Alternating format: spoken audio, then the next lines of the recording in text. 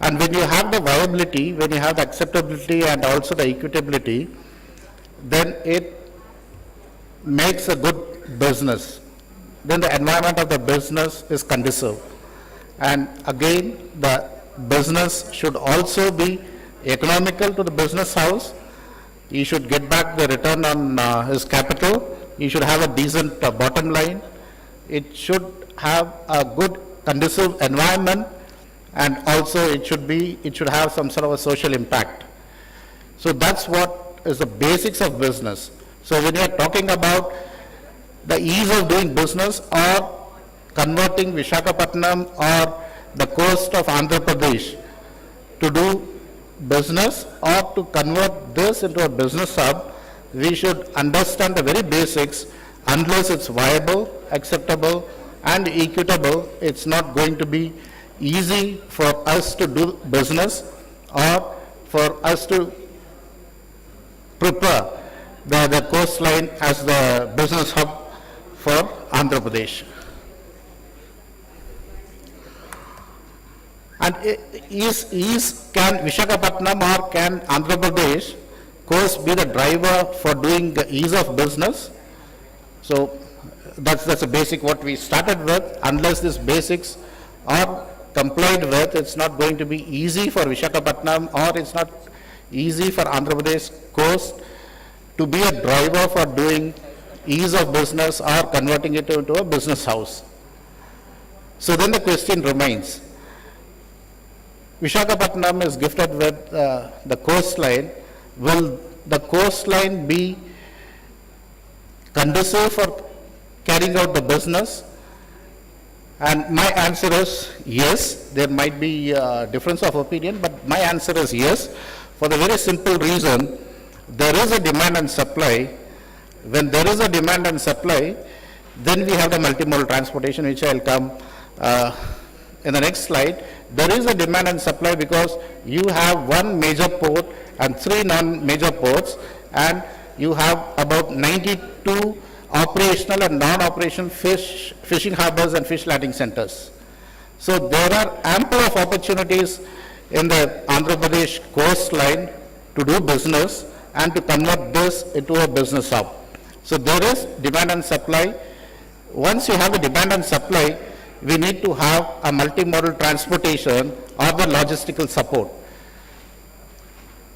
And some of you may agree with me, yes, Andhra Pradesh coast is naturally gifted with multimodal transportation. Some of you might say no. So the next slide will give you the answer.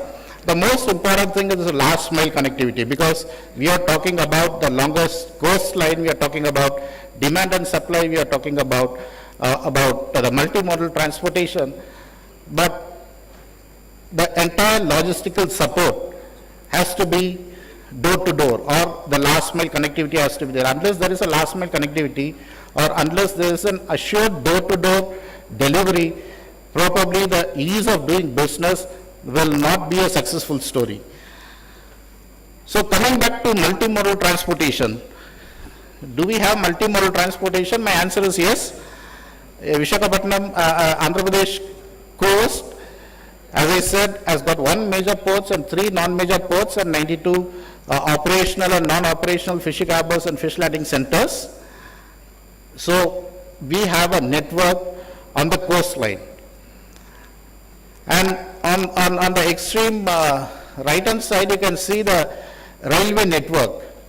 So Andhra Pradesh has a railway network which is connecting each and every port. If you can look at the coastline, there is a coastal network for the railway line which is connecting each and every coast.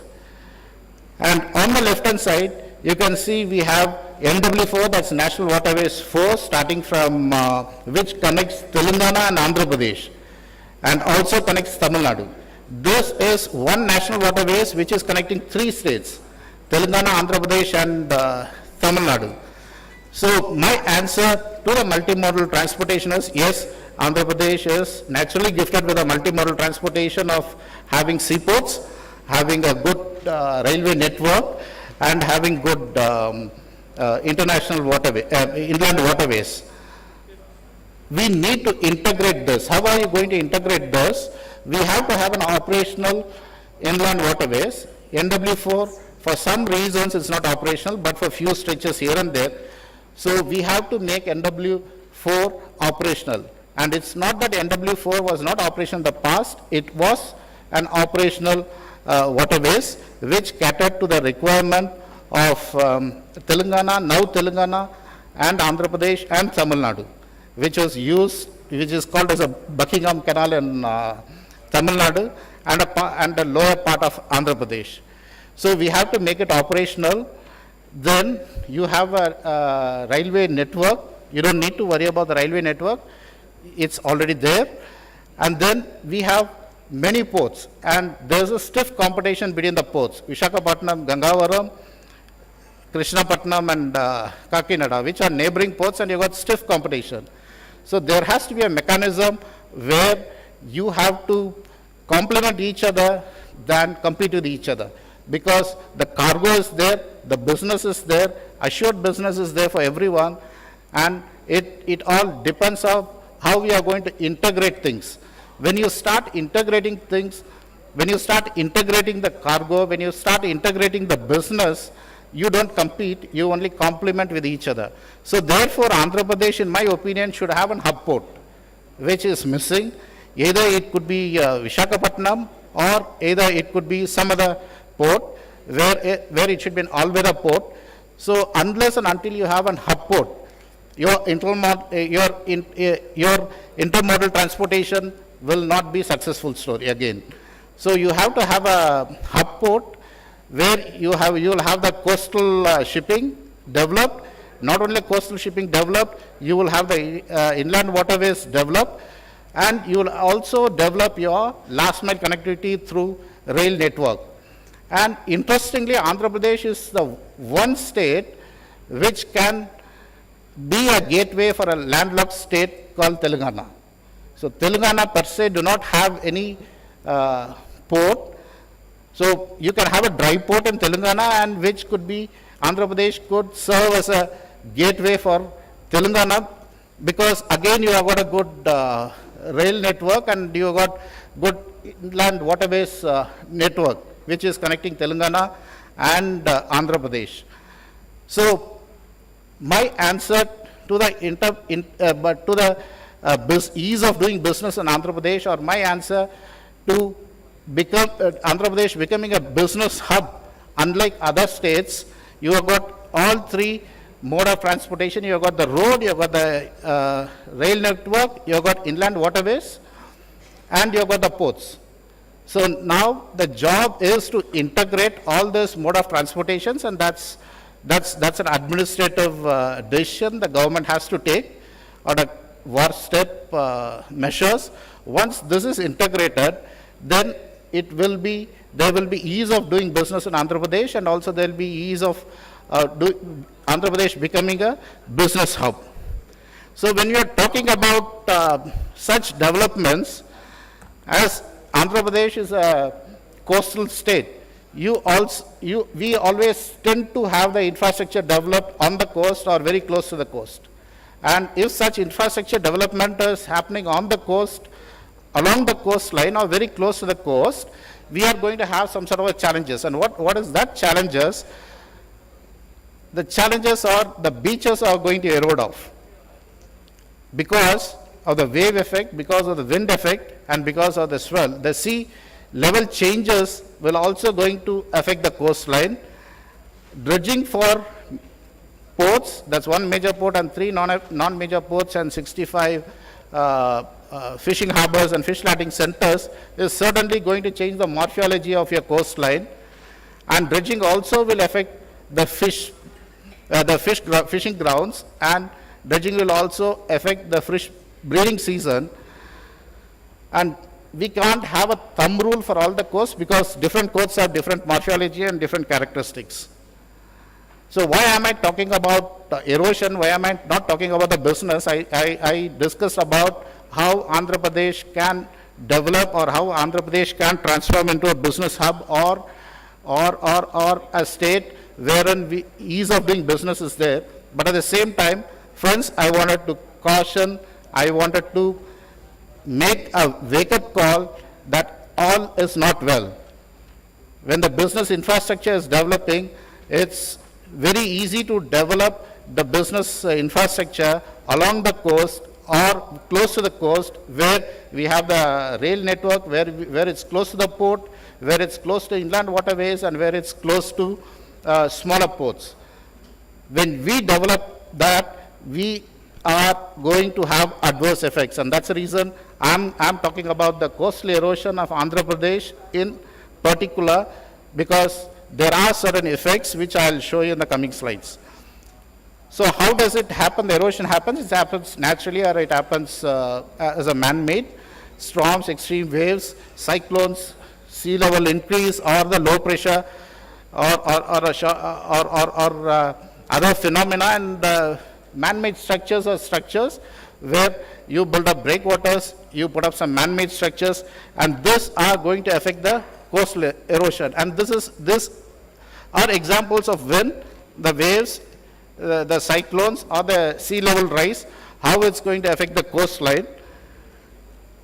And these are the structures. If it's a man-made structure, we have a longshore drift, and we have got onshore or offshore drift, where the beaches are maintained, the equilibrium of the beaches are maintained. If there is going to be a change in the longshore drift or an offshore or an onshore drift, then the equilibrium of the beaches are going to change. And this is how it's going to change. When we have a man-made structure, on the lee side, it's going to have an accretion where it's going to erode off. On the upstream, you are going to have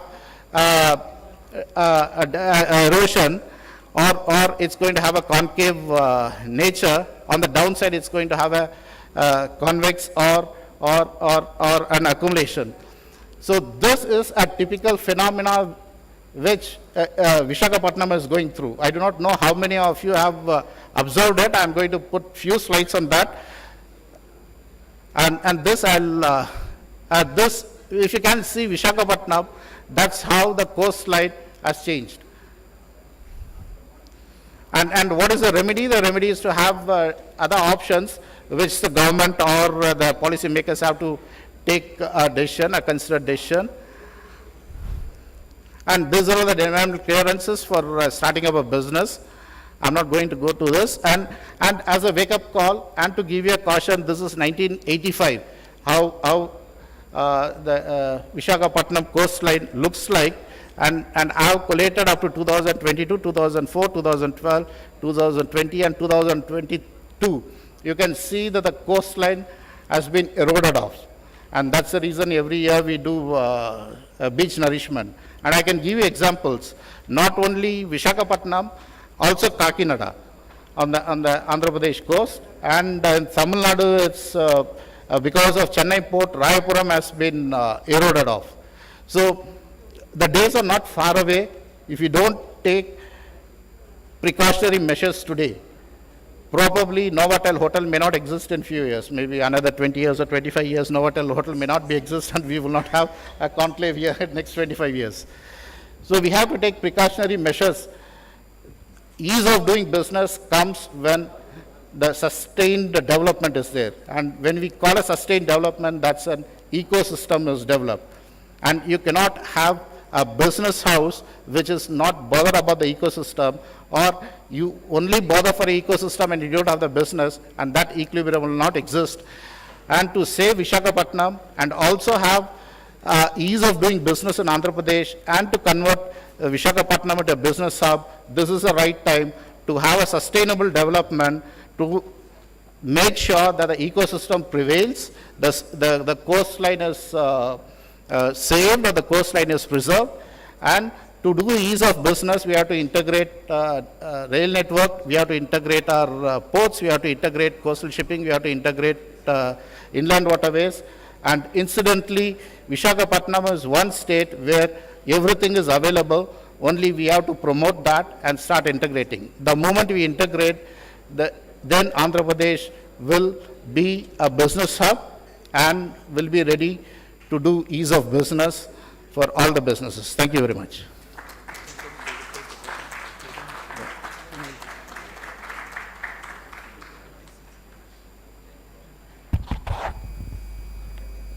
Thank you, Professor Dr. Victor. Uh, I would now request you to please occupy the stage and so that we can get into the panel discussion as well. Requesting Rear Admiral Sarat Babu Garu also to take the dais. Big round of applause for him. And my good friend from Hyderabad, Ajay Zadoo, also onto the dais, and let me get onto the stage as well.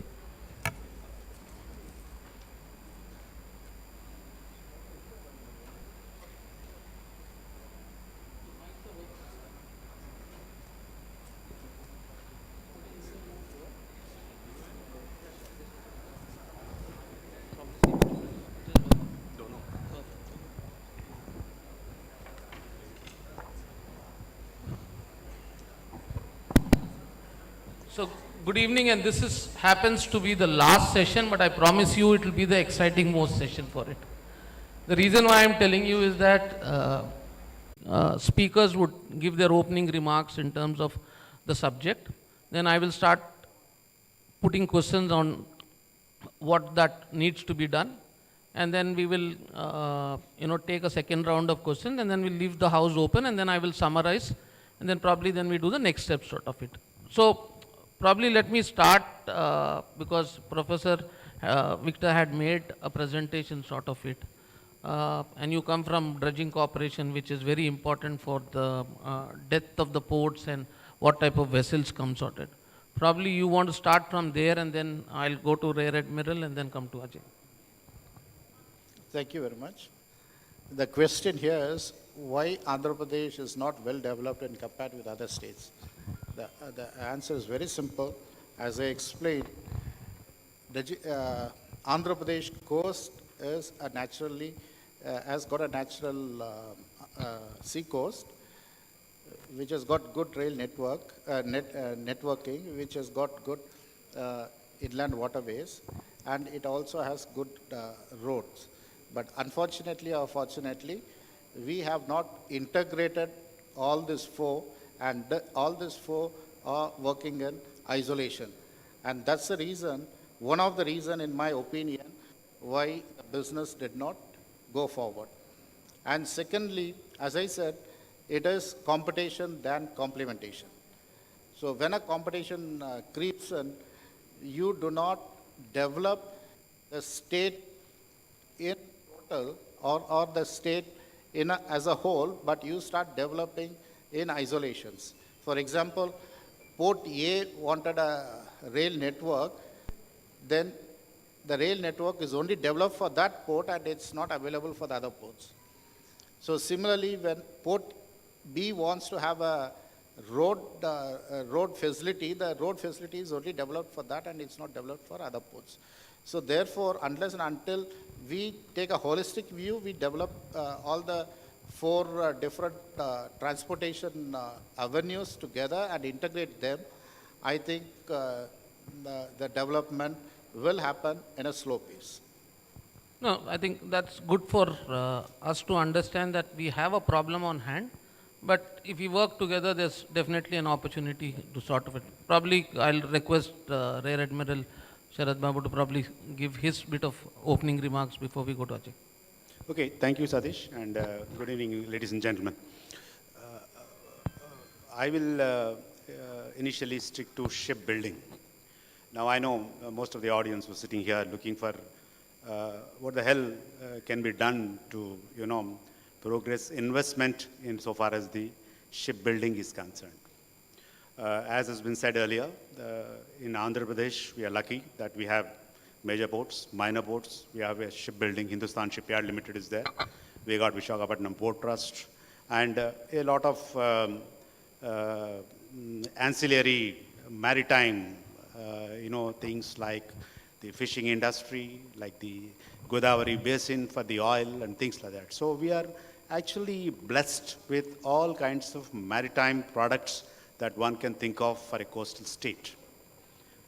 And of course, 900 odd kilometers of, coastal line out of 7,500 plus that we have for the entire country. Now, let us just, as part of the introductory thing, and subsequently we can talk in the Q&A session, But despite having 7,500 kilometers, more than that of the coastal line, despite having major ports, minor ports, despite having a shipbuilding industry, Hindustan Shipyard here, despite having some of the smaller shipbuilding yards in our coast, in Andhra Pradesh coast, and still, why is that while the global shipbuilding industry is in the order of $150 billion and is likely to grow up to $175 billion by 2030, how come our shipbuilding industry has not progressed in tandem with the global trends in shipbuilding? How come our investor base in shipbuilding industry has not grown the way other countries like Korea, Japan, and China have taken place? And why is that we are still trying to find mass scale opportunities in a strategic industry like shipbuilding, where, as you know, a reasonably medium to large scale ship actually is like a small city, which means the ship by itself encompasses all kinds of technology, all kinds of services, and all kinds of material. Ship is the only structure which encompasses everything. And every person has got something to take from in building a ship. That is the greatness of this strategic industry, apart from the fact that it contributes towards the national security, it contributes towards the transportation, it contributes towards the ocean resources, so on and so forth. But coming back to the investor opportunity, which is the main talk for today, there are some areas which we need to really focus on to take off on the lines of Korea, Japan, or indeed China. Now, just to tickle your minds, those of you who are actually looking into the shipbuilding investment, you see, till about 1950 or so, Japan was the leading shipbuilder. By 1965, 1970, Korea overtook Japan.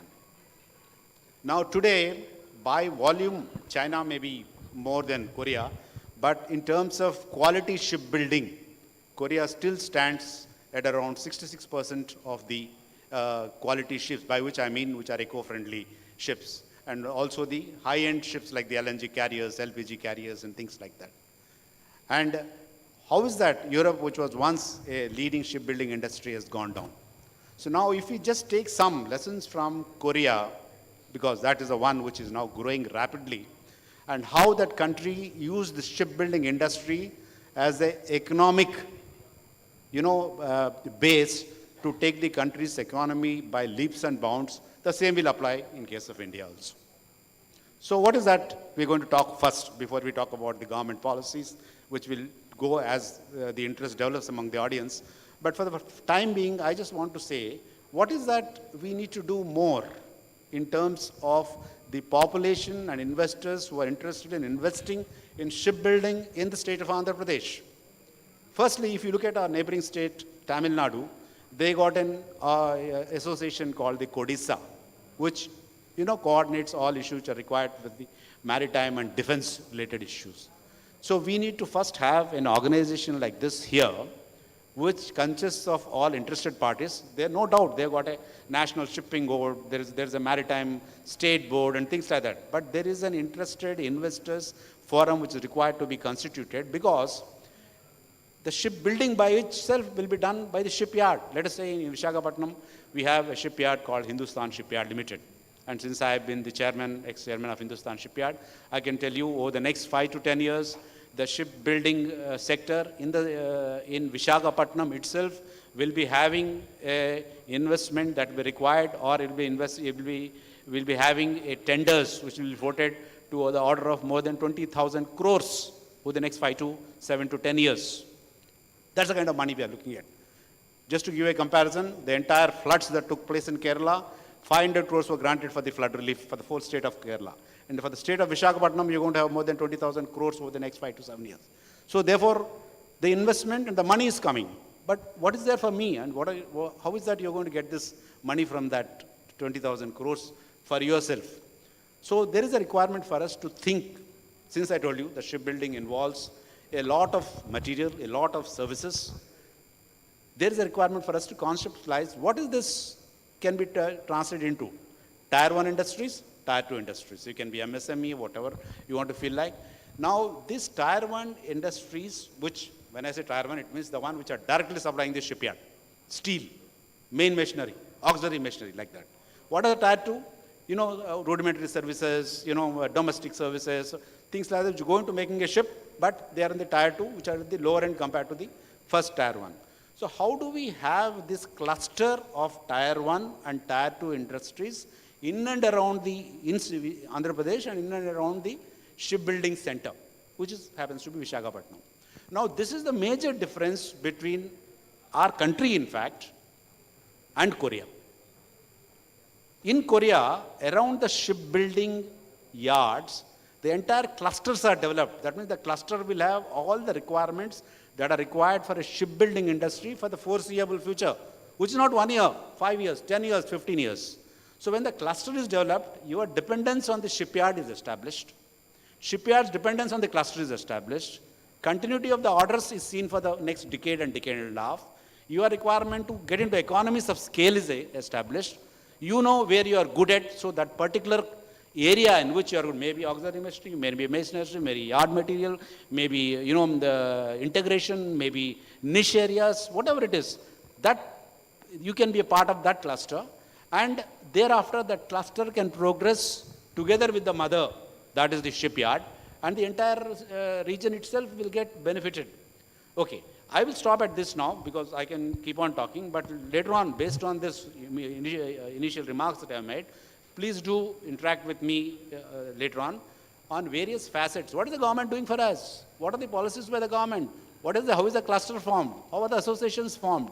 How do we take an economic growth out of this? What is the percentage of Indian carriers that are using? Why is India not using Indian shipyards to build all the Indian ships? Why are we buying? All these questions I do not want to talk in a monologue. Based on your interest, I will respond, and I will, you know, whatever experience I got, I'll be able to advise. Thank you, ladies and gentlemen. So I know I myself have a list of questions to ask you on the Korea model and the rest of them, but what I'll do is I'll come back to you on a question, but I'll ask Ajay probably to give a little more light on your organization and how the warehousing is an important aspect, and historically you are the guys who've been running it before even someone dreamt about warehousing. So probably you should speak and then I'll come back to you. Good evening, everybody, and thank you for this opportunity. Before we start with the warehousing, I'll just give a basic logic. What is warehousing? It is, you can say it's just a bridging the gap between an item which has been produced till the time it is consumed. So you produce an item, it has to be stored somewhere, so your warehouse comes into picture. And it stays in that warehouse till the time there is opportunity for it to get consumed. So that is the basic gist of this. Now, coming to the Central Warehousing Corporation, it was established in 1962. It's almost 65 years. It was one of the first, you can say, organized warehousing agency in India at that time. And predominantly, it was looking after the agricultural needs. So basically, that time, it was a very modest, around 10,000 metric tons of capacity. That translates to around 60,000 square feet was the total capacity in 1963, which was created. And it was storing fertilizers, food grains, and seeds. That was all it was being done. Now, since that time, it has diversified over a period of time. Right now, we have almost 1 lakh metric ton capacity, which translates to 6 crore square feet capacity. And now we have diversified into industrial goods storage. We have got e-commerce companies coming to us. Then we have diversified into import-export. We have container freight stations, inland container depots, all across pan-India. Now, now that we are discussing about AP per se, and that too about Vizag. In Vizag, we have 2 units here, one central, this container freight station in Vizag, and one more general warehouse. Now, both these warehouses, as of now, I can tell you they are overloaded, because what has happened is that we are unable to find a grade A warehouse around Vizag. There's a lot of demand here. So like we were talking about, is there a demand for warehousing? There is phenomenal demand.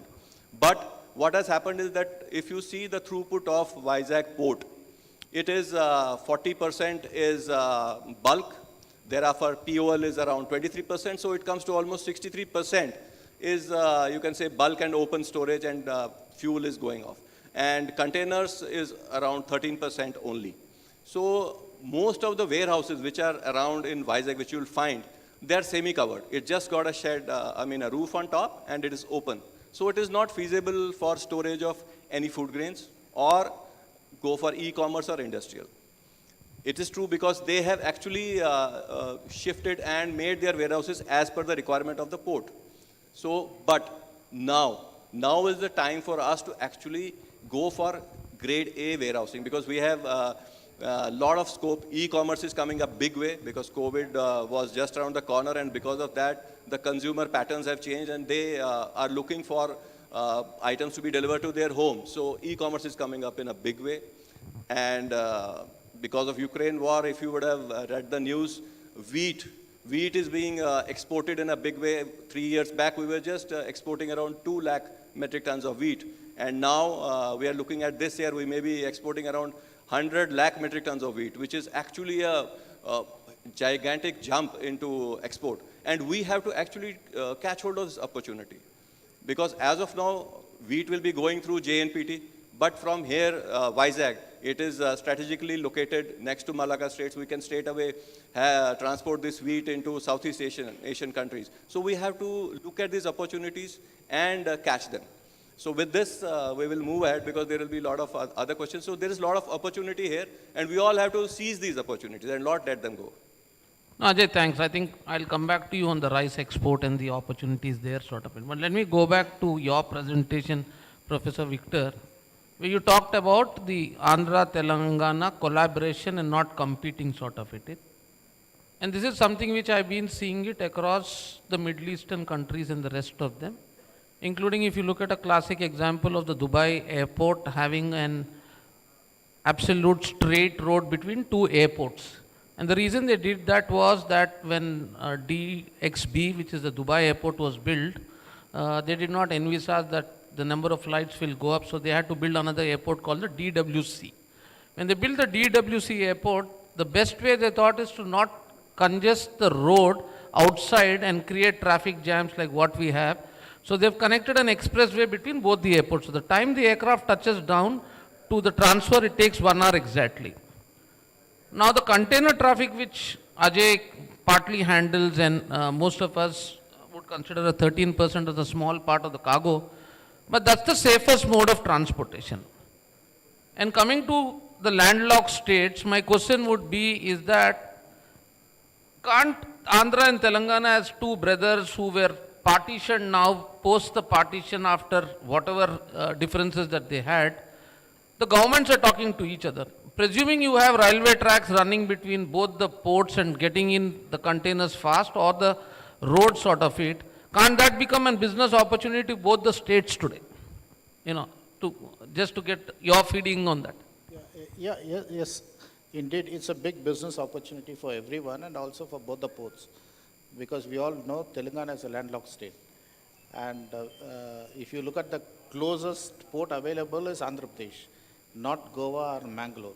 And Goa or Mangalore, the road or the rail network is not that conducive, or it's not that good when you compare it with Telangana and Andhra Pradesh. So for this reason, yes, I'm of the opinion that a dry port should be established, a dry port should be opened up in Telangana, and Andhra Pradesh should act as a gateway for Telangana. And if that does, then there is a business opportunity across the spectrum of business, starting from logistics, starting from warehousing, starting from road transportation, and even for the stewardess. There will be a business opportunity for everyone. But that's my opinion. No, so one, as this summit is all about what opportunities a business have, and just to give a little more insight into what Gujarat did with Haryana, is that the Adanis, since they control the port, they also opened up Haryana through their ICD called in ICD partly, and then the train connectivity is so good that they do a double stacking today in terms of increasing the containers and then actually moving sort of it. Unfortunately for Vizag, what has happened is that people of Hyderabad are used to go to the Mumbai or they used to go to Krishnapatnam. Now it's a cultural shift of getting better connectivity. So probably, Rear Admiral Sharad Babu, or if Ajay wants to take the question, go ahead. No, Yeah. I just wanted to add into this. Like Sir has brought out that Telangana is a landlocked and that needs a dry port. Actually, in Hyderabad, there are many container freight stations and ICDs. But what is happening there is that all the, you can say, containers are being moved to JNPT. Nothing comes to Vizag. Maybe it might be, most probably it's because the roads are not good.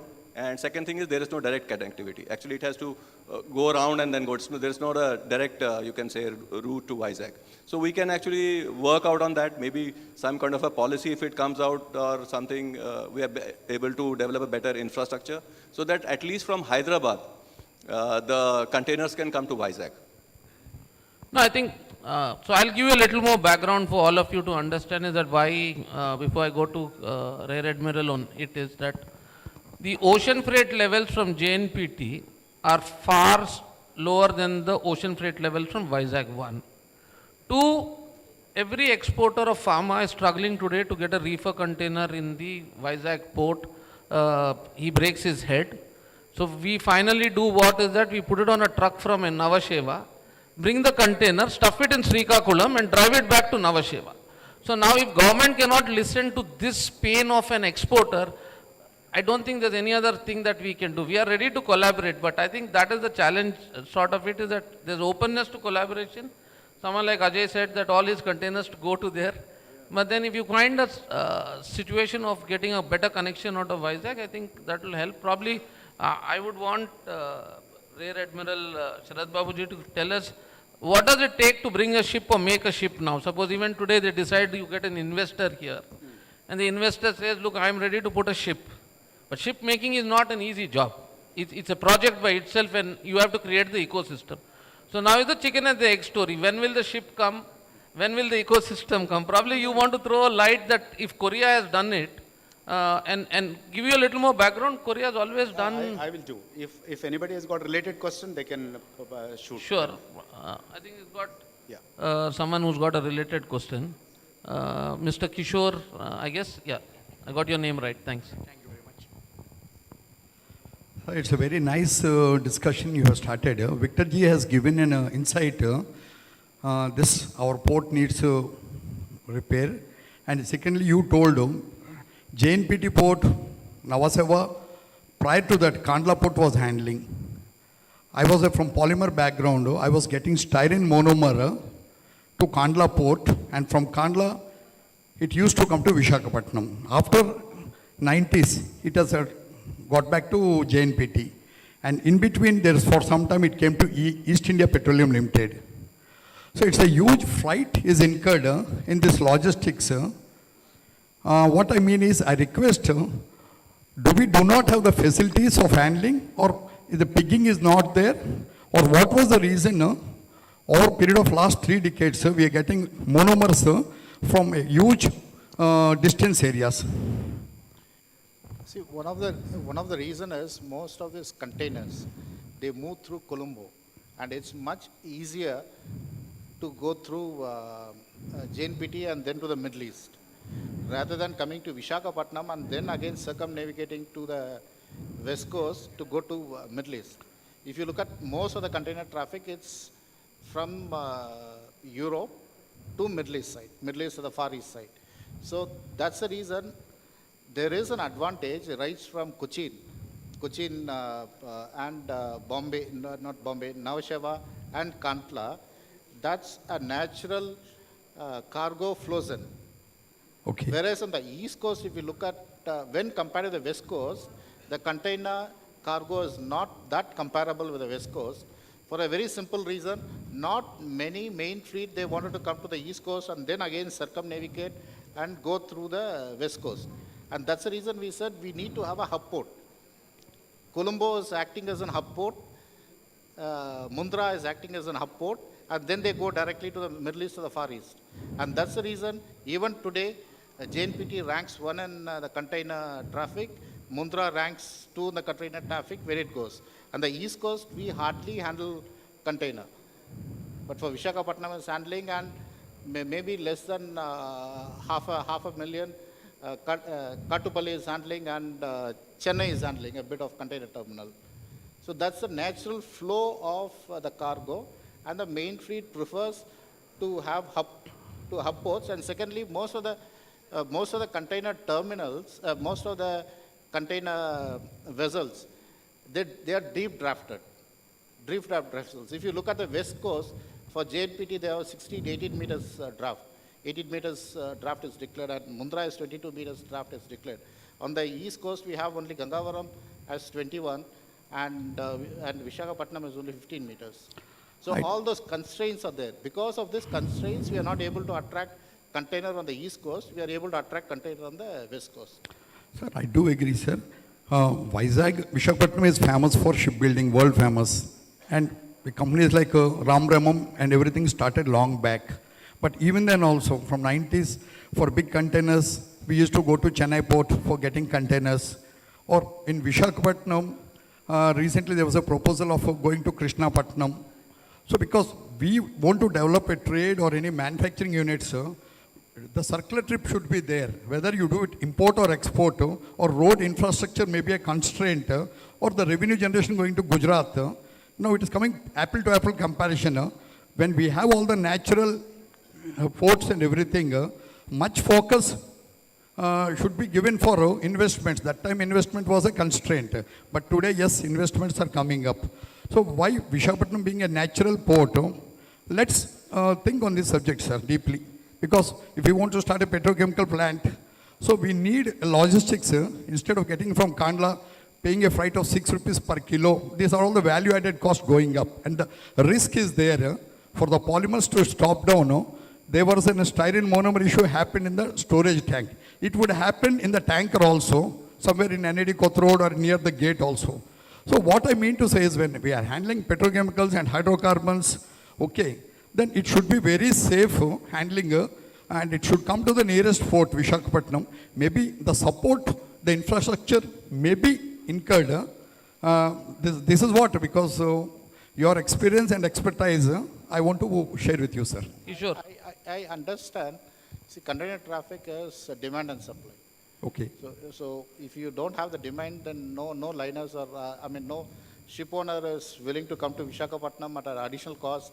They'd circumnavigate, go to the west coast and go to the Middle East or Far East countries. So if there is a demand, and I'm sure shipping companies will certainly consider coming to the east coast for discharging and charging. Okay, sir. Thank you very much, sir. But Kishore, let me give you a little more insight into it. It's not that the shipping lines never wanted to come to Vizag. Okay? I've been around for not long, for 30 years in it. Kakinada port never had a container terminal till a few years back. Ships came in, but you didn't know where to unload your containers. Okay? So, to add to what Professor Victor was mentioning, it's an ecosystem, because if you have import containers coming in, then you will be able to do the export containers out, because it's a balance of trade. Unless you have a balance of trade, no airlines is also going to come into the state, or no shipping line is going to come, because if they have to reposition containers at a cost, it is a lot of money. Okay, so what Kandla has done or Mundra has done, if you have to go and see that, it's not that Mundra has built 5-star hotels. Gandhidham is probably smaller than Kakinada, if you go and see that. Vizag has everything, but the 5-star hotels are not going to balance of trade technically. What it has done is it's tied up with other states to get the cargo into the ports. Like I told you, Haryana has got its cargo. It's tied up with Punjab to get the rice into Kandla. I am transporting thousands of soya from Madhya Pradesh into Kandla to take it to the US West Coast. So you guys have to clearly understand that it's an ecosystem that will build, and that is what the state has to do, is not just to build ships and the rest of them to get the investment. The investment will come provided we have the required infrastructure. Because getting a trailer today, if I have to get 150 trailers out of a Vizag port into Korba or Raipur, is a challenge. Okay. Also, the cost of transportation out of Vizag is unfortunately the highest when compared to getting into Navasheva. So, there are multiple things that need to be addressed. What it needs to actually do And that's the recommendation to Hans and the rest of them. It's a big think tank of the industry experts like him, Rear Admiral Sharat Babu and the rest of them have to be consulted to give the solution it to happen. There's no dearth of money in Andhra. I think Andhra has got more money than any state. It's just that the think tank has to sit around to do that sort of a thing sort of it. You know, I'll go back to Rear Admiral for the Korea model. For a reason is that Korea is a classic case of LG, Samsung, Hyundai. As a country, what they have done, and today Samsung is your biggest importer into India. If you did not know, they airlift 3,000 tons of components from Hong Kong, Vietnam into Delhi every month. That's the power of a Korean company that's controlling, and your life and my life is run by the Korean companies to a larger extent. Okay, this is an interesting, issue, not only from the shipbuilding point of view, although the focal area is shipbuilding, but Korean model is applicable to many other major industrial development, wherein the local population or the Korean people get benefited from that kind of a model. So I will just, cover this in brief, so that the purpose is not to have an academic session, but to see how we can also reorient ourselves in Vizag or in Andhra Pradesh, so that the investor base and the gains for the investor are maximized. Firstly, all of us should understand, why do we require ships? I mean, there's so many cars, there are so many trucks, there's so many other means of transportation. Why do you have to build a ship? The fact is that entire trade transportation in our country, if you take the entire trade transportation, more than 90% by volume and more than 70% by value is transported on a ship. Our entire cargo of the nation, more than 90, almost 95% by volume and more than 70% by value, is transported on ships to other countries. And therefore, there is no question here. We require ships. Now, the problem is, like the defense industry, our Indian-built ships don't account for more than 2% of the entire shipping that we are using. And how is that? In a country like India, a maritime nation, 90% more than that is going by sea, by volume, more than 70%, yet we are only not more than 2% of the entire shipbuilding industry of the world. And as I said, as of today, it's a $150 billion shipbuilding industry. Okay. Having said that, now, who is going to build ships? We have to build. If you don't build, somebody else will build. Then you have to again depend on somebody for ships. And then we have to, the economy goes to somebody else instead of the economy coming in. Okay. Why shipbuilding? Why not some other industry? All industries are required. But shipbuilding industry is one of the most strategic industries. And this is the point which Korea has recognized. They said out of the many industries, the only industry which can contribute towards the economy, contributes towards the employability, contribute towards the high-tech, contribute towards the services. That means involve all sections of the society in employment, depending on the skill sets, and then turn the entire output into economic growth has been realized by Korea. And therefore, in 1965 or 70 or so, the president of Korea has unilaterally decided shipbuilding industry is going to be the industry for the country, and it is our strategic industry. And Korea has dictated, you are going to manufacture this, you are going to manufacture, he told his industry captains, you are going to do this, you are going to do this, you are going to do this, and you're going to form a cluster for this, you're going to form a cluster for this, your tier 1, your tier 2, but all supported by the government. That means it is not that I am going to put in my money, invest, and tomorrow come out with my pockets empty. Your returns are assured with the government has said that you're going to do this particular MSME or SME or major industry, which will be symbiotic to the shipbuilding. The entire southern Korean area of Busan and there, where they developed 4 major shipbuilding yards. Korean shipbuilding yard, Hyundai, Samsung, all these shipbuilding yards are developed. Therefore, what has happened now? In the Korean model, the government has decided strategic industry number 1 is shipbuilding. Point number 2, this is the only industry which can contribute towards economic growth. This is the only industry where the large-scale employability across the trade profile can be employed. This is the only industry which is going to survive for future because shipping is required for transportation of cargo and personnel. And this is the only industry where all trades can be clubbed and made symbiotic to the mother industry. So if you make symbiotic, then who is going to give orders for shipbuilding? Somebody has to give orders. So when the Korean government said domestic consumption is not going to be good enough, let us now make it export-oriented philosophy for the shipbuilding industry. So the government of Korea said, our philosophy is export-oriented shipbuilding. 1970, the industry is this, the cluster is going to be this, like this, everything has been drawn up verbatim. So having done that, now if I am from Hindustan Shipyard or if I am from Garden Reach, I need to build a ship now. No, I require money. And if I have money only, I can give it to all the investors who are going to be part and parcel of this cluster. And therefore, the government of Korea, South Korea, has started giving incentives. You all know Organization of Economic Development, the United Nations, which monitors these subsidies that are given, which goes sometimes against the World Trade Organization, competitiveness and things like that, you know. There was a problem for the Koreans from the World Trade Organization saying that you are unnecessarily subsidizing your shipbuilding industry. Therefore, in competitiveness, your shipbuilding industry is garnering the major chunk of the shipbuilding in the world pool. But Koreans could care less. They said, this is our shipbuilding, we'll go ahead. So now what happened? Government has said, we will give you exemption from taxes, consumptions. We are going to subsidize your interest rate. We are going to give you land at throwaway prices. We are going to ensure that there are no labor unions in the country. In any factory which is concerned with shipbuilding, no labor unions.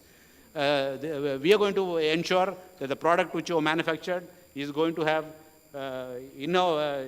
protection from import and encouragement from export.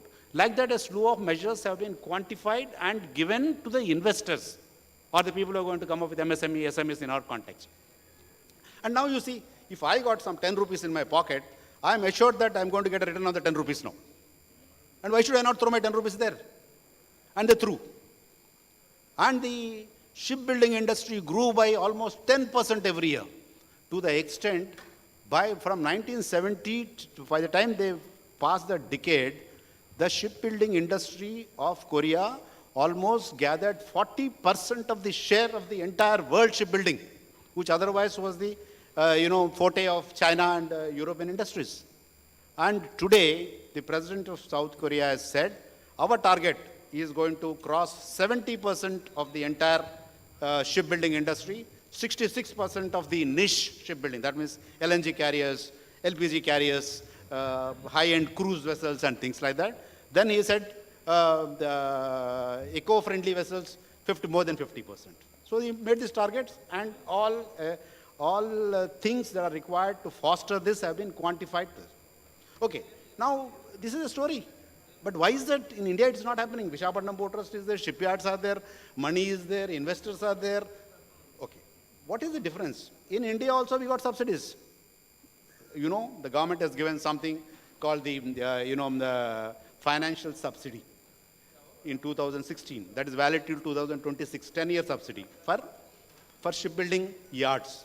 If an Indian shipbuilding yard builds a ship within 3 years and delivers it to export or Indians, other than the Army, Navy, Air Force, or other than a nomination, some clauses are there which obviously have to be there, then they get a subsidy of 20% on the cost of the vessel.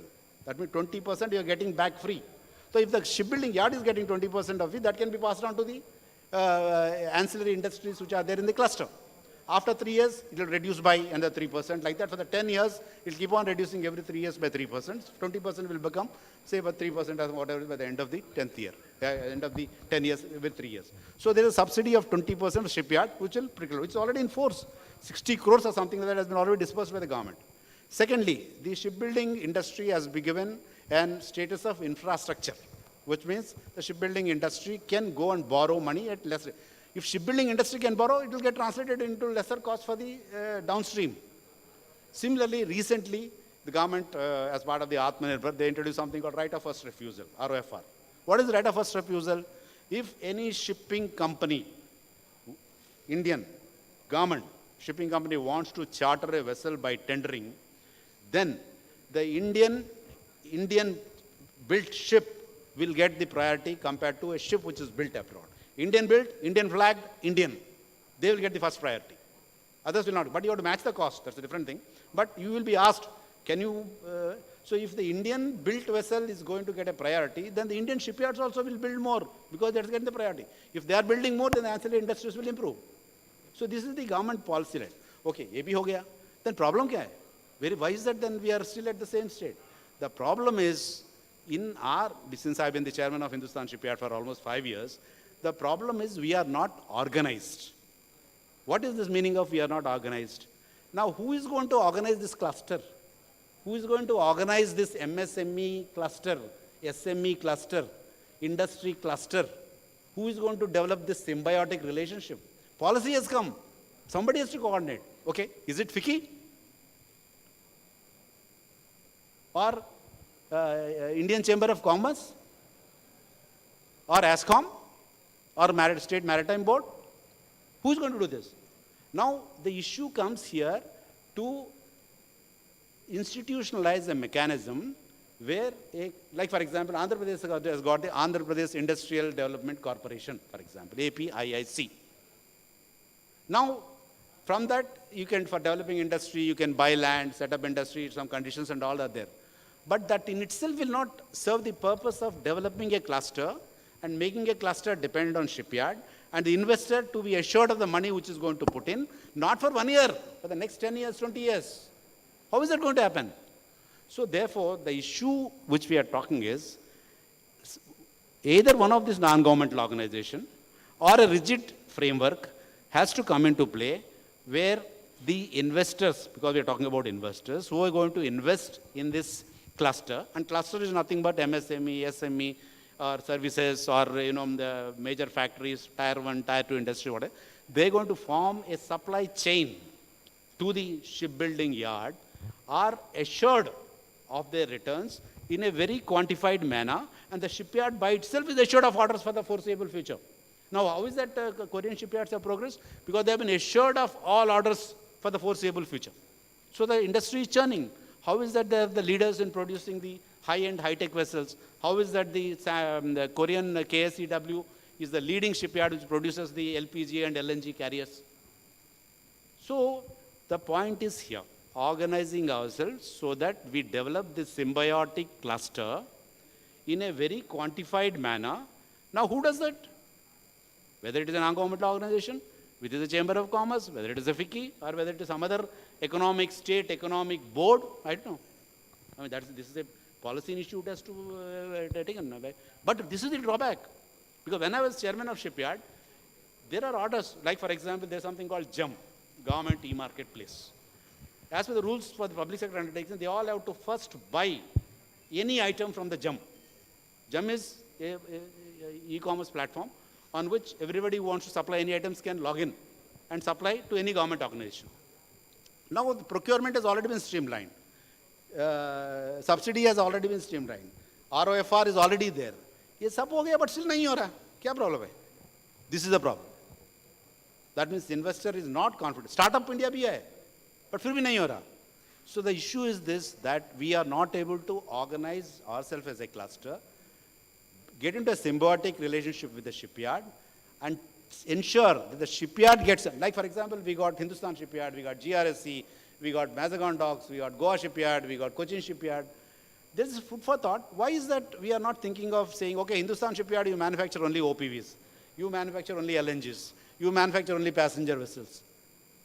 Why is that every time there is a tender floated for every shipyard to compete and L1 is there? So today you are trying to manufacture an OPV, tomorrow you are manufacturing a passenger vessel. So how does the economies of scale and how does the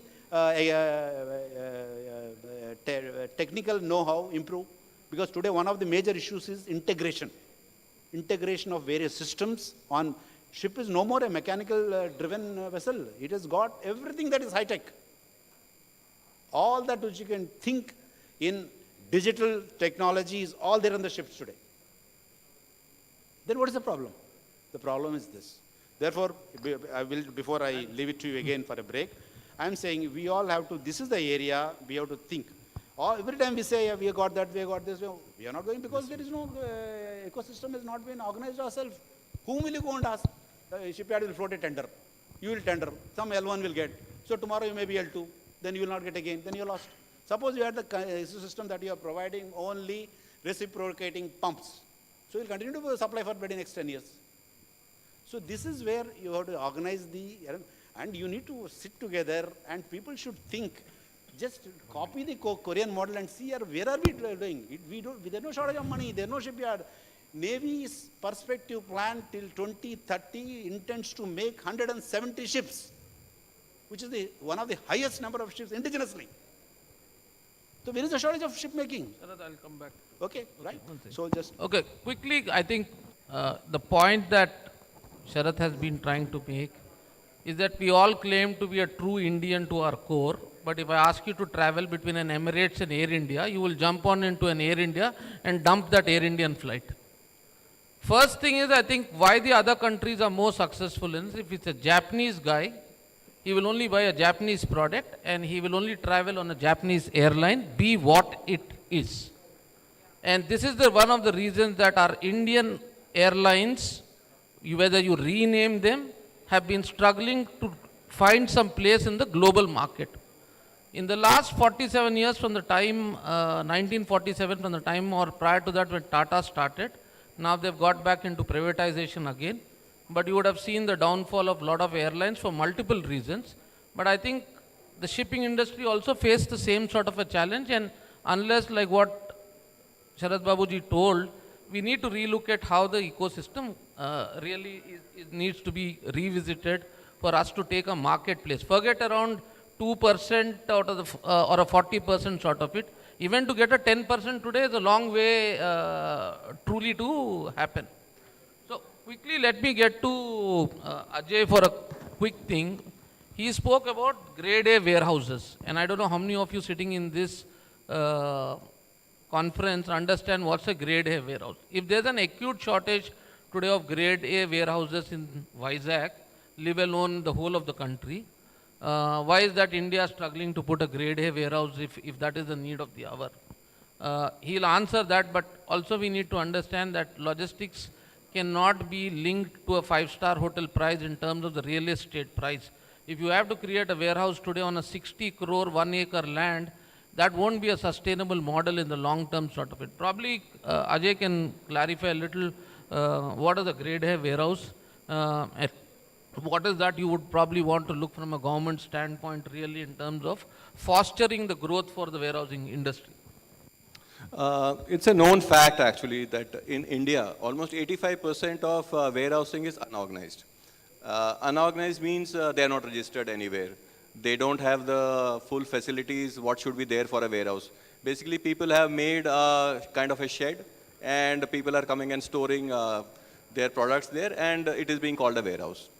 Now, what happened in this is that WDRA, that is Warehousing Development and Regulatory Authority, that was actually constituted in 2007. It brought into picture certain aspects which are important for a warehouse to survive. I mean, you should have various facilities. They are actually in their act. They are there. And as per that, the warehouses are supposed to be made. Now, when we are talking about class A, that grade A warehouses, they are supposed to be WDRA compliant. So there are various firefighting things should be there. There should be space for the workers. Actually, most of the warehouses which we see unorganized, there is no place for workers to rest. They don't have any kind of a facility. So all these things were brought into, and they have been put into this act. But unfortunate part of this WDRA act is that it has not been made mandatory. So you can actually get yourself registered as part of WDRA. So you will come into that organized sector. But you have a choice. You can continue as an unorganized sector. So what is happening? People are making warehouses. They're just again making, you can say, four walls and a roof, and then they're calling it a warehouse and then running it. So as a result, what is happening is that the WDRA, what we had actually envisaged that we should be having more and more warehouses which are coming as a grade A is not happening. Now in Vizag, we have warehouses which are existing here. They don't have 4 walls. They're just on 4 beams, and roof is there because they are mostly being utilized for storing bulk, which I said earlier. Now, we have an opportunity to actually go for a warehousing which can be utilized for industrial as well as e-commerce and FMCG, which is actually increasing at a very fast rate. Like he was asking about what is government doing about it. We have various schemes. Basically, warehousing has been identified as an infrastructure. It has now been identified as a one of the sections of an infrastructure. So what is this thing is there that this warehousing infrastructure fund is there. Then we have agri infrastructure fund. All these funds can be availed through NABARD. And most of the people, and there is one more thing which I have left out is the cold chain. There's again around 85% shortage of cold chain. Horticulture products, like we were discussing in the previous sessions, almost 40% of horticultural products go waste. It is happening because 85% of shortage is there for the cold chains. And we have been approaching the trade. I have held so many conferences where I have, bought out. There are various government schemes where they will actually help. There is a PPP mode. There is a mode where they will get some kind of a loan at a very low rates to basically construct all these cold chains, including the warehouses. But somehow it has not caught the attention of the investors. Like sir is saying, like sir said, it's not, we don't have it organized. Maybe it is just because that people are not organized and we are not able to garner the, you can say, impact of all these facilities which are being put forth to you by the government. So with that, all these schemes are there.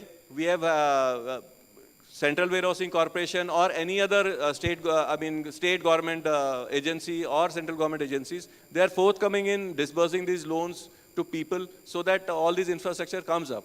So it is just that little bit of handshaking is required between the industry as well as the government so that we can actually build up these infrastructure. Thanks, Ajay.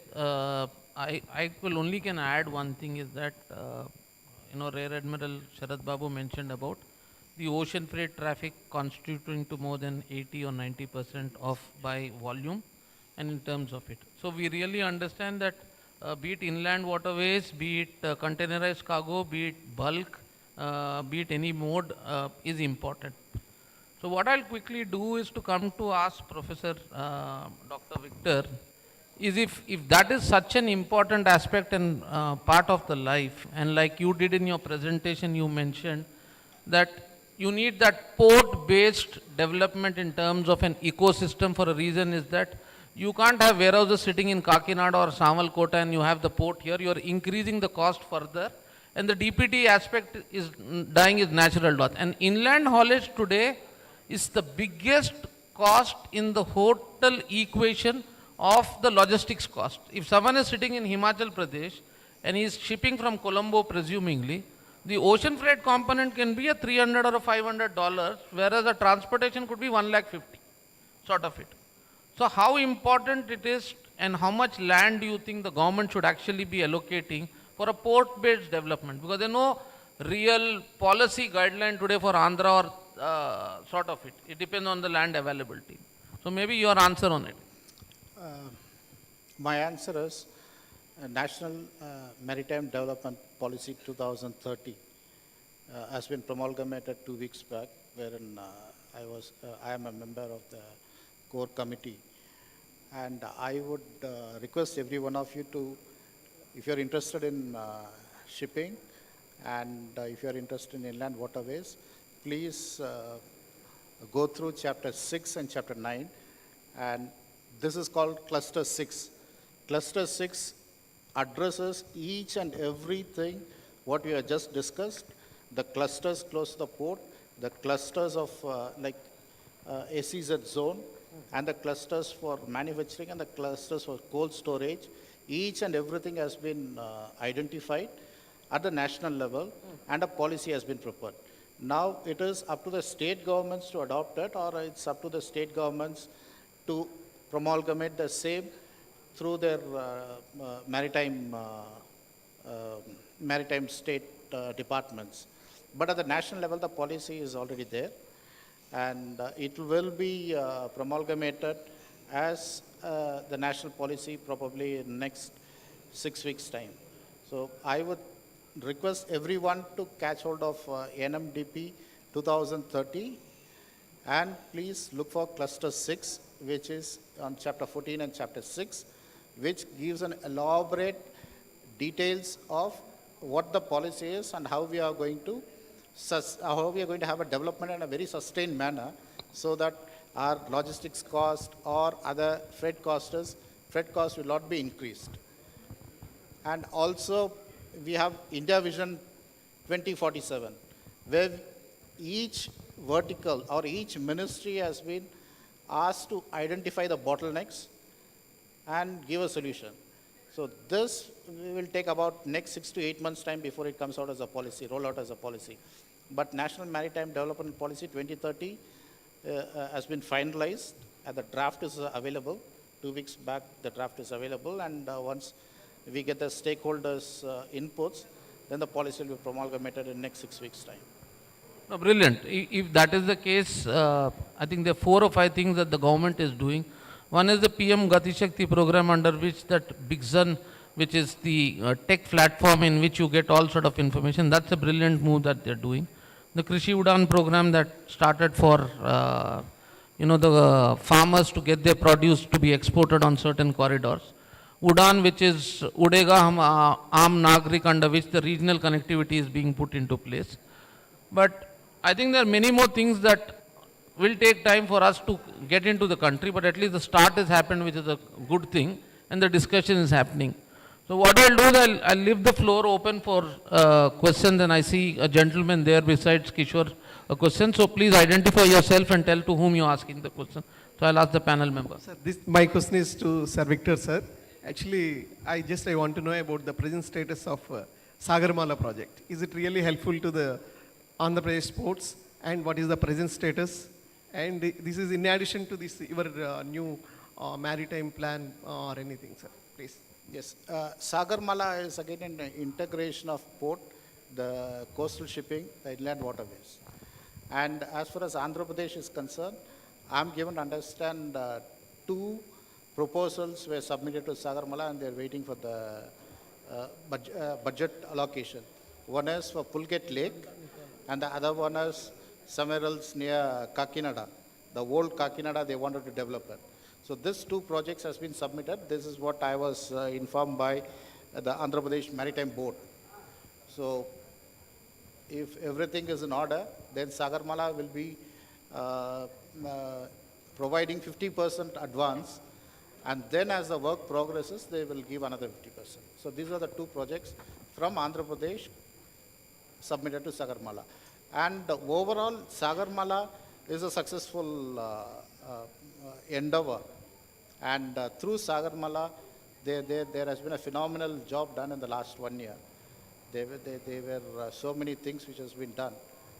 I can have a private discussion with you because it's so lengthy.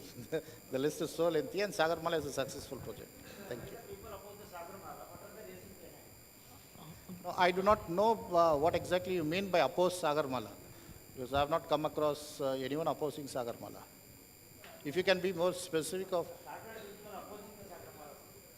No, what he's saying is that the people of Kakinada are opposing the Sagarmala project. But I think in India, we are a democratic country, so you are bound to have these things, but ultimately they have to get implemented because... No, I do not know what is the reasons behind it. It could be political, it could be... personal. Yeah, whatever it is. Whatever it could be. Whatever it is. No, because I'll tell you this, the Dwarka Expressway, which was to come in 2006, has not come up in 2022, and they are expecting it to come. And the only reason it got delayed is the Jats sitting in Haryana decided not to give up their house. Then they decided to make it as a national project, and then after that they had to give them another piece of land. So I think sometimes being democratic is very good in this country, but the larger picture is lost out in some part of it. Sagarmala and Bharatmala are 2 brilliant projects like the PM Gati Shakti program. Or people should take the liberty to read what he said, because of your decisions today, unfortunately, the guy who makes chai doesn't concentrate on making chai, but talks how someone has to run the government. So if these schemes are made, one of the requests is when the draft stage, you are supposed to give your objections to the government in clearly what is your objection. And if you don't object to it at the draft stage, after it's implemented, it's like the law.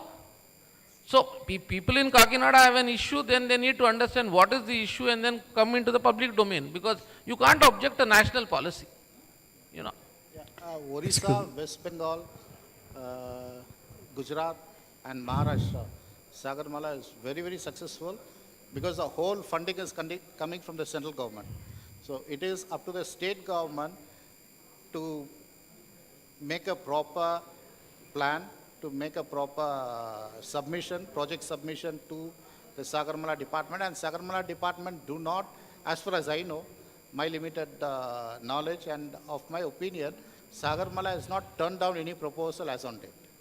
They are more than willing to provide funds, but it has to be submitted in the systematic manner, and all the three components should be there. Social, economical, and development should be there. Once all the three components are met, yes, you get the funding from central government. Thank you. Sir, I have a query. In UAE, in United Arab Emirates, there are two ports, Corfkhan and Jebel Ali. And today, with your talks, I understood, if I start a unit in SEZ Vishakhapatnam, I cannot send my material directly to Jebel Ali or Corfkhan. I have to route through Tuklagabad or through Nawaseva. My cost will go up. What is the solution? Let's understand in a total supply chain, there are three components. One is your origin cost, one is your land cost, and the other is your ocean freight component of it. Today, the problem that you have is the problem that other people also have, and that is the reason your haldi exports or other sort of exports today.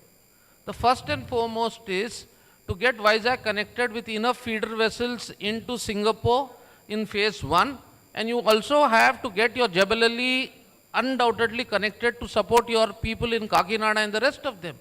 So all this battle that we are trying to bring down the cost today will only happen if you start using your inland waterways and the rest of them, because if you're trying to put your cargo on road transportation, with the fuel cost that you have, it's not going to be cost effective. Exactly. And today we have customers who are based in Middle East who want to take rice from here to Africa. Now what is the challenge? It's not that the rice is not available. Is the problem that is coming up for us today is that if you get a vessel, you have to get berthing time on time. And once you get the berthing time, you need to get enough time to get the cargo into it, and this can only happen in non-monsoon seasons. In the commodities, what is the other difficulty is that once rains start coming in, your loading gets drastically impacted. And in summer, if I try and load sugar today, at 48 degrees, it can get melted as well. So I think, I've been telling this not for now, but the ecosystem of understanding the problem, and the solution is approach shipping lines and the rest of them. Government should tell, if you hit Vizag port, we're going to give you 50% off the subsidy on your landing and parking costs, presumably. Like the other states have done for ATF for aircrafts, which is a big subject sort of it, that once you land in certain states, they have a discount on the aircraft fuel. So which is why some of them park their aircrafts now in some part of the state, because fuel is a big component of the airline ticket. So these are things which is why I repeat and tell that people with understanding of the subject should be the subject matter people who the government should be consulting to really find a solution. If you give it to a consulting company, he will take your data and says, reduce food on the aircraft and then you will become profitable, which is not the case. You need to get practical insight. So I can't give you a clear answer on a documented paper, but I'm telling you where the problem is. Satish ji, in the last session also, what Ajay ji was pointing out, 93, 94 going back, the aquaculture, rank aqua, Somkan marine has developed a lot. But why it got perished is, now I got the answer. One is, cold storages are not available. Second, sea route is not there. So shrimp got perished. Crores of rupees. We lost the project of aquaculture.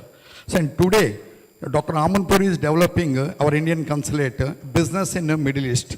So medical pharma is going to be developed, and those goods needs to be sent to Middle East, UAE. Again, the sea route comes in a hurdle. After 30 years back where we are, today also we are standing in the same position. Unless and until the sea route is not developed, export minus import, keeping above $1 does not give you the result. You are making the waste to manufacture here and sending the material to the customer. It's a very important thing. We cannot claim insurances or anything things. So unless and until the CRUT is opened properly, we cannot invest in a place like SEZs or any development and backward integration in Visakhapatnam. We start a factories. Then how we will get business if we don't send material to other countries? Okay, so now let me make your whole thing very simple. Yeah. Yesterday, our friends from the tourism industry talked about aircrafts coming here. How many of you know that you can't transport a car within the country on any of your aircrafts today? If you have a Boeing 747 only or a wide body aircraft, if you have a car today, you can't. So first thing that the state of Andhra Pradesh needs is a proper airport which can land a 747 and wide body aircraft, because if he's got the shipbuilding industry, he wants his capital goods to come. You can't bring them on narrow body aircrafts. For heaven's sake, get our act together in that sense. Sort of. So your airport that they're planning in the Srikakulam district or wherever it is that the government has decided, that's a priority now. If you can't get your people into, tomorrow if the shipbuilding industry comes in and the Koreans or someone have to travel, would they land now in Delhi and take a flight and come here? First is, please understand, any business today in the world happens on a fundamental principle of connectivity. One is the internet connectivity and the broadband speed which has become a part of your life. The other important connectivity is people able to travel with ease. Ease of doing business is not giving policies and a policy which cannot be implemented and government thinking I'm doing a wonderful job. Investors won't come. When the capital was made in Amravati, one of the reasons that we had requested multiple times for them is that to come from Bombay today, there was only one flight into Gannavaram, that too via Hyderabad. Then we had to take a hotel in Vijayawada, wait for the full day, and then get to go to see the minister. And the minister would give us an appointment at 5:30 in the evening, and we have to go back to the hotel, stay there, and spend again money, and then go back into Bombay via Hyderabad. Now, how would you actually do business if that is the situation? Whereas if you look at Hyderabad, you look at any of the states which have prospered today, including Gujarat, why is Bhopal not a big developed state when compared to all of that? It is landlocked. It has land, but it has no connectivity. So we need to understand that investors are ready to come in, get your connectivity straight. And this is a national policy. Ministry of Civil Aviation comes under not the state government, but it comes under Jyotiraj Scindia's ministry. Someone from our government should be talking to the Ministry of Civil Aviation, because open sky policies and the right to speak are a subject of different importance. This state can't progress unless you have international flights. Your brothers are sitting in USA. If they want to come in, they are landing in Delhi. The taxi revenue is going to the Delhi guy, not going to the Vizag guy. If you want to get your act together, today no corporate traveler will do any event today in Vizag. Why? Because the ease of connectivity is not there. Goa is better connected internationally. Yeah.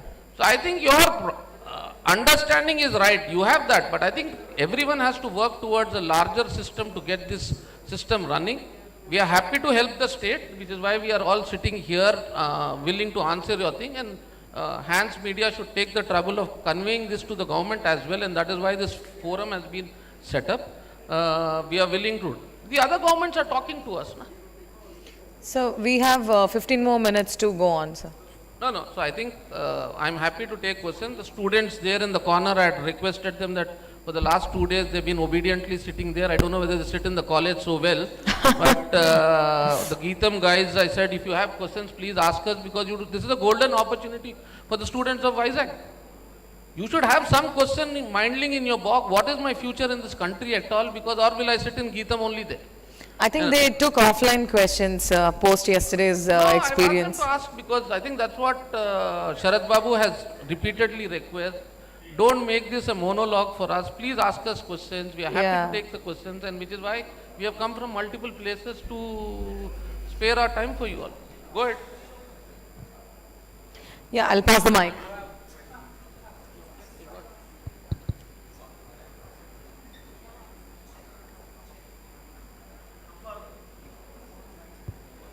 Check, yes. After you go Identify to... yourself and tell us. Yeah, so I'm U.S. Sharma from Public Relations Society of India. First of all, I must compliment that Hans India for organizing very good business enclave. I appreciate all your experts for, as a lay people, your well explained. My small question is, after bifurcation and all, Andhra Pradesh is rehabilitating around 500 square kilometers. We have a sea coast, and people are telling we want to improve the ferry system for the transportation of goods through sea coast, and they want to develop it. The transportation or the passenger transportation. Many things. Of course, nothing is happening. Can you please throw a light for the common people how to make a ferry system throughout coastal corridor in order to save the economy as well as to reduce the pollution? So can you please throw a light on this? I'll ask Professor Victor to take it, because the inland water is a subject covered under the inland waterways. And for some of you to understand, like we have the national highways numbered, the waterways also have a certain numbers, and probably, either of the wonderful gentlemen besides can take the question. Okay. See, inland waterways NW4, which I said, Telangana, Andhra Pradesh, and integrates Telangana, Andhra Pradesh, and Tamil Nadu. There can be reasons, because the entire stretch is not maintained. So if you look from Kakinada up to Rajahmundry or somewhere, you have canals. But beyond that, there are encroachments. So until the encroachments are removed, you can't have a seamless development project. And that's the same with Tamil Nadu also. If you look at the Buckingham Canal from Chennai, where it enters from Andhra Pradesh and till Oyama Road, it's all become Lakeview apartments. So now the problem is, if you have a Lakeview apartments, how are you going to develop your canal? And Buckingham Canal had been the lifeline for both the states, transporting goods and transporting men and material. But today nothing is happening. And this can happen only if the encroachments are removed, and it can happen only when the waterways is developed. And as of now, NW4 is not fully operational, but only at certain stretches it's operational. So National Waterways Authority of India is taking all steps to make NW4 operational.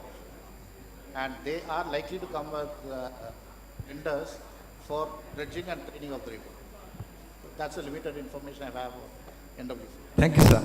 Okay. So I think Just to add, So they have additional just answers. to add to you, from Inland Waterways Department, even they are calling for tenders for building inland watercraft. So the department by itself is doing its business in calling for tenders, indicating what kind of craft they want to be built by the shipyards, and delineating water, lines. This is all happening. But as you know, only some of our states are blessed with the inland, like Kerala, for example. They got a, full chain of, and indeed the tourism, the backwater tourism takes off very heavily. So here there's a lot of investment that is required to create canals and water channels. But it will take some time. This is not an easy task. I mean, inland waterways in a state where there is no continuity like the Kerala, it is not easy. In addition to that, this Vizag-Chennai industrial corridor is also coming up. That is already, it's one of the industrial corridors, one of the 5 industrial corridors that has been planned for India. It's the only coastal industrial corridor. So that's also been proposed. So once it comes, then, and in fact, Vizag and Chittoor have been kept as priorities in that. So the first development will happen in Vizag and Chittoor.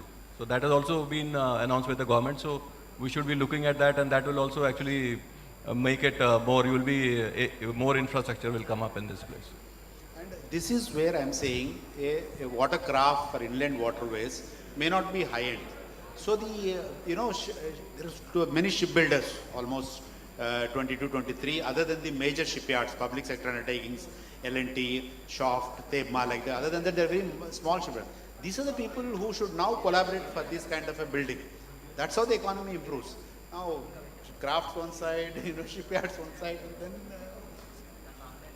So I think someone from the Geetam wanted to ask a question. Can you raise your hand? Sir, yes sir, I'll represent our college and ask questions. Sir, first question to Victor sir. Sir, speaking of coastline preservation, dredging is one of the means to coastline preservation, right? So, what I thought is, as an alternative, previously, a few years ago, maybe a decade or two ago, there were around 400 acres of mangrove forest between Visakhapatnam Port Trust and the airport near the Megadrigedda area. Now, in 2020, it has reduced to around 40 acres. So, mangroves are natural coastline, coastline, they save coastlines, sir. So, for preservation of coastlines, why not, recultivate or try to rebuild the mangrove region so that, dredging is a more costly procedure, right, sir? It's not as cost effective. I'm not trying to pin you down. It's not as cost effective as a forest which is just going to sit there. So, is this the only means, or is it the only effective means, is what I'm asking for coastline preservation? Yeah, I will answer your question to two parts. One, dredging happens only in the ports, not on the coastline, because we have to deepen the ports for an intake of the vessel, which could be a Panamax or a Cape Max or whatever it is. So depending on their draft, certain ports declare certain drafts, and that draft has to be maintained throughout. So to maintain the draft and to remove the sedimentation, there's a process called dredging, and that is what we do, and we do not do dredging along the coastline. That's number one. And secondly, regarding the mangroves are not a phenomena where it happens everywhere. It happens mostly in the marshy lands. So what you are talking about from the airport to Visakhapatnam, that's a marshland, and that's the reason where you have a lot of mangroves. But whereas on the coast, you don't have much of marshland, and that's the reason you don't have mangroves, unlike on the west coast. On the west coast, let's say Mundra or Azira or JNPT, which are basically marshy lands, and that's the reason you have got a lot of mangroves. And when mangroves are there, you're not supposed to dredge, or you're not supposed to make any developmental activity. That's as far as the Environmental Act is concerned. So I hope I answered your question. Thank you, sir. Thank you. Sir, my next question is to Ajay, sir. Sir, as you know, part of, these types of warehousing, even cold storage and cold chains are part of warehousing too. So provided you are given the power to set up your own warehousing, as you know, most of the cold storage plants in Andhra Pradesh are in and around the belt between Ongole and Guntur, only in that area. Given the power, given the resources, what would you do? It could be a great deal, because you would not only tackle the shortage of warehouses in not only the logistics problem, but also the food conservation problem, which was already discussed in the previous panel. It would be, one shot for two birds. What would you do? I mean, you might have a vision. I mean, you are not exactly a vision, a thought. What would you do, sir? Okay. When you look at this Guntur belt, we have this cold chain facilities there. They are there because it is for chilies, because Guntur is famous for chilies. There's a lot of crop which is grown for chilies, and these cold storage are being used for that. So that is why you will find cold storages in a big way coming up in Guntur. Now coming to Vizag, that's what your question is, what we should do in Vizag.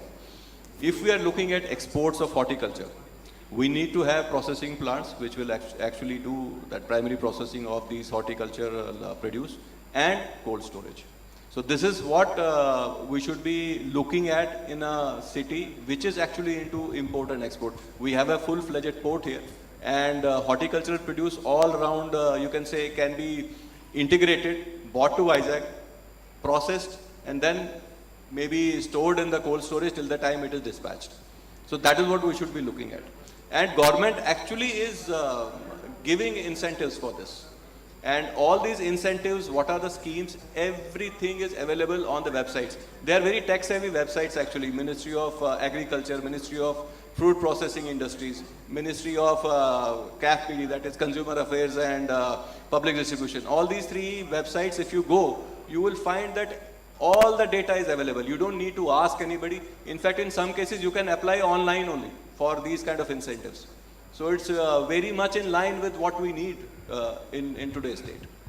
So, I hope you answered your question. Yes, sir. Yes, sir. Sir, in addition to the same question, so previously, as you, in your answer, you said because of the chili plantation in the Guntur region, there are cold storages in that particular region alone. So previously, it used to be the crop used to determine where the granaries or the storehouses should be. But now the state is the condition is such that the availability of these granaries and cold storage plants also determine what kind of crop has to be yielded in that particular region. So I'm adding to you, I'm not asking a question. So I would say that this is a very great thing, that warehousing has a very crucial role to play in the sustenance of the particular crop in India. Thank you, sir. Sir, and the next question to you, sir. He gave the answer also, so it was not a question actually. Just adding on. Well, That's good actually. Good. We encourage you to ask questions because you guys have to ask. You are the future of the nation, so go ahead. No problem. Sir, question to you, Satish, sir. Sir, this is just a query. Sir, yesterday a person spoke about, said that he asked us to mark his words. I'm not sure if it was you. The number of airports is not going to bring about the growth, but growth in society. But then the availability of infrastructure in one particular airport will make a difference over having number of airports in all these 26 districts. Was it you? Or No. That was in the tourism that they were discussing about the airport part of it. And I think that was Mr. Vijay Mohan who was speaking about the Vizag airport infrastructure improving a little better sort of it. To answer your question or for everyone's to understand, all of you fly on an aircraft, but there is something called the belly hold of an aircraft. The belly hold of the aircraft carries your cargo today. Okay? The cargo unfortunately does not speak. To transport cargo, especially if you are transporting pharmaceuticals, the basic need, I will carry the cargo from point A to point B and he will trust the customer on the word of mouth and give you cargo. Okay, so that is how the easy it is. But the lighter part or the serious part of it, if you want to be a serious logistics player, the type of investment that goes to set up a company on a global level is in billions of dollars. Okay, because the cost of setting up in India probably is a little cheaper, and which is why we choose in Viz, India and Chennai, and the aim of the company is to be the first Indian multinational logistics service provider on a full stack basis, including owning containers to a fleet of trucks and giving end-to-end visibility to the customer on a cloud-based solution. So the dream is very big, and I'm happy to build a company along with my founders of such nature, and which is why we are creating employment, make in India, using technology, and creating every other opportunity. And incidentally, one of the reasons I'm here also is that we are opening Vizag with the hope that this state would prosper. Okay. And so the vision is there, the dream is there, the intention of investment is there. But I think what we all need to understand is that any organization is built on a fundamental call, what is the purpose of the organization? Profit making is not the purpose of the organization. Profit is a process in which you make money. But how passionate are you to build this company and whom do you want to cater to really matters. You know, the large companies have been made on that principle, and our company is made on that principle, is that we are very clear on what we want to do, and which is why in 1 year we have 400 employees, and we've got a Series A investment of 275 crores in no time. Okay, and we are the first logistics company to get a Series A investment ever in the world. Okay, so you guys need to understand that Indians can do whatever is possible. It's just a belief system you need to have. Thank you, sir. Sir, I hope you envision, what you envision comes true, and kudos to you for achieving what you have, sir. Thank you so much. Thank you. Thank you. So I don't know if we have any more questions, but probably this is, okay. Questions? No problem. Can we get a cup of tea also by any chance? Good evening, sir. This is Vijay Prasad, ex-PRO NTPC. My question is about the security aspects that are going on in container scanning.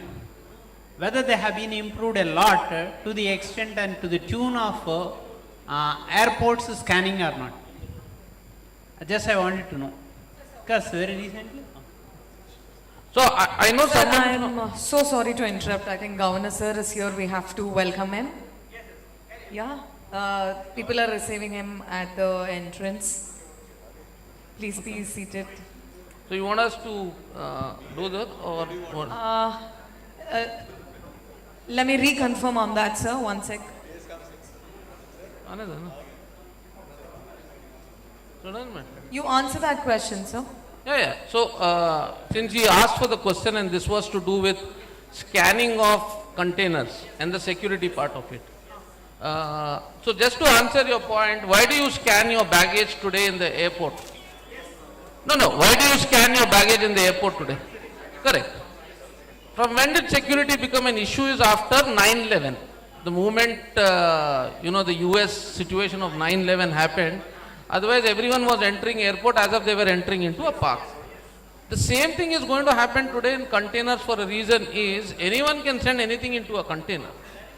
Yeah, so the point is this is going to become a mandatory thing going forward for two reasons. One is from a security angle. The other is that there are a lot of misdeclarations that happen today in the country. You declare something in the container and you end up sending something else. Smuggling is the other aspect that happens. One is the security angle. Yes. Whether there is a bomb inside, there is no bomb inside. Yes. But to scan a container or a 20 feet or a 40 feet with that type of metal body is not easy. You need an high-end equipment which can really do it. Like Bombay has already introduced that scanning system, no? Correct. I remember it is implemented. It's implemented in a certain airports, yes. in seaports. Seaports. It's going to become mandatory in other ports. Probably, it's just a matter of time. It is required, no? Yeah, it's required. Okay. Okay. Nice. Yes, sir. Sir, let this be the last question because Minister sir will be here in 2 minutes. Sir, I am from the tourism industry based in Hyderabad. I just want to understand the price factor. For example, somebody from Bhopal wants to send the material to Dubai. He is in the center of India. Whether he will choose Visakhapatnam port or Gujarat port. Okay, Alan. So you have a valid question. Is if you are based in Hyderabad, technically Dubai will be easier or UAE will be easier from Bombay. Because if you bring the cargo to Visakhapatnam, it will go down Colombo port and it will again go back to sort of it. And the train connectivity from ICD Sanat Nagar in Hyderabad to JNPT and to others is extremely high. So it will benefit you in all ways in that sense to really ship to it. No offense, but if you want to do a Singapore end of the day or you want to do a China, Vizag should become a hub for really getting the connectivity and transit time. So, when you look at any logistics cost, you look at fastest, but can't be the cheapest. When we are looking at the geography, towards the west of India, there are more countries. So, consumption will be more in any way, rather than the east side like Thailand, Singapore and Indonesia. Which are predominated by the Chinese and the Chinese products, invasion there.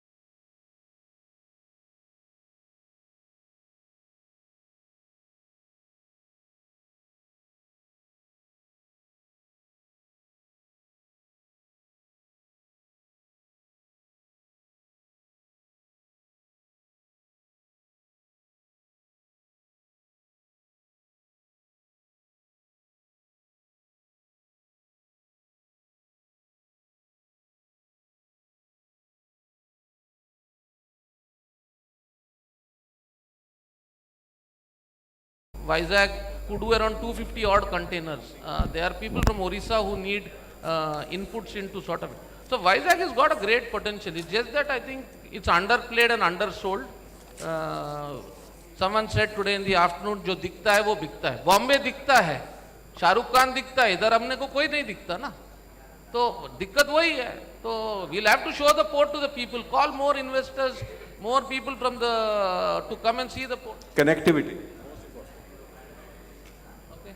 Thank you, and Yes, sir. a big round of applause to the panelists who stood the test. Yes, huge round of applause. I didn't have the pleasure of introducing the panel, so I'd like to do that again. We have with us, of course, I think we don't need to introduce the moderator, so he's been doing an amazing job. Please congratulate Mr. Satish Lakkaraju, the Senior Vice President of Bizzbuzz. And we also have Mr. Shri Ajay Zadoo, sir, the Regional Manager, Central Warehouse Corporation of India. Huge round of applause, ladies and gentlemen. And we have with us Mr. Rangan Kishore, sir, the CEO of Vizag Seaport Private Limited. Thank you, sir, for your amazing value-added points. Your presence here meant a million for us. And we also have Professor and Dr. George Yesu, Vedha, the MD and CEO, Dredging Corporation of India. And a huge round of applause, of course, to Mr. Satish, sir. He did a fantabulous job. Ladies and gentlemen, with this, we have wrapped up all the panel discussions in the day 1 and day 2 of Hunts in association with World Trade Center, Visakhapatnam, presenting to you Bizzbuzz Business Conclave, successful 2 days. Give a huge round of applause for that. And of course, it wouldn't have been possible without our eminent and esteemed dignitaries, our panelists, and the session